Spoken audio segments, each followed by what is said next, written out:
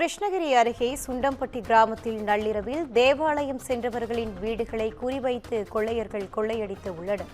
Christmas கொண்டாட்டத்திற்காக தேவாலயம் சென்றவர்களின் 5 வீடுகளை குறிவைத்து கொள்ளையர்கள் கொள்ளையடித்து இருக்கின்றனர்.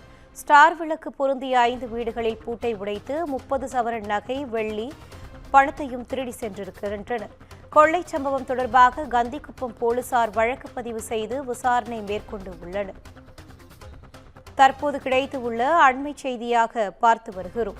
இது குறித்தான கூடுதல் தகவலோடு இணைகிறார் எமது செய்தியாளர் பாஸ்கர். வணக்கம் பாஸ்கரன், தகவல்களை பகிரலாம். வணக்கம் அனிதா. கிருஷ்ணகிரி மாவட்டத்துல கிறிஸ்துமஸ் விழா நேற்று நள்ளிரவு மாவட்டத்தில் உள்ள அனைத்து தேவாலயங்களிலும் சிறப்பாக நடைபெற்றது. இந்த நிலையில கிருஷ்ணகிரி சென்னை தேசிய நெடுஞ்சாலையில் உள்ள சுண்டம்பட்டி கிராமத்துல அடுத்தடுத்து கிறிஸ்துமஸ் ஸ்டார் விளக்குகள் பொருத்தப்பட்டு இருந்த 5 வீடுகளை மர்ம நபர்கள் கடப்பாறை மற்றும் ராடுகளால் தாக்கி உடைத்து உள்ளே இருந்த 30 பவுன் தங்க நகைகள் மற்றும் 1 கிலோ வெள்ளி, 2 லட்சம் ரூபாய் பணம் ஆகியவற்றை கொள்ளையடித்து சென்றுள்ளனர்.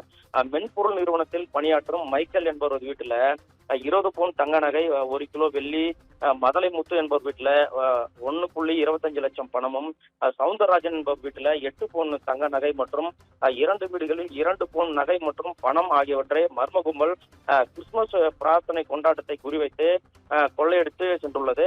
இந்த கொள்ளை சம்பவம் தொடர்பாக கந்திக்குப்பம் போலீசார் வழக்கு பதிவு செய்து கைரேகை நிபுணர்களுடன் விசாரணை மேற்கொண்டு வருகின்றனர். தொடர்ந்து கொள்ளை கும்பல் நகை மற்றும் பணத்தை குறிவைத்து கொள்ளையடித்துள்ளனர். செல்போன், லேப்டாப் போன்றவற்றை எடுத்துச் செல்லவில்லை. அதே போல சிசிடிவி கேமராக்களை திருப்பி வைக்கப்பட்டு அதிலிருந்து ஹார்ட் டிஸ்க் மர்ம கும்பல் எடுத்து சென்றுள்ளனர். இந்த கொள்ளை சம்பவம் குறித்து கந்திக்குப்பம் போலீசார் வழக்கு பதிவு செய்து திருடர்களை தேடி வருகின்றனர்.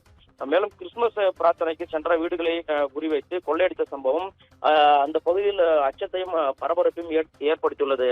இனிதா, விவரங்களை வழங்கியமைக்கு நன்றி பாஸ்கர்.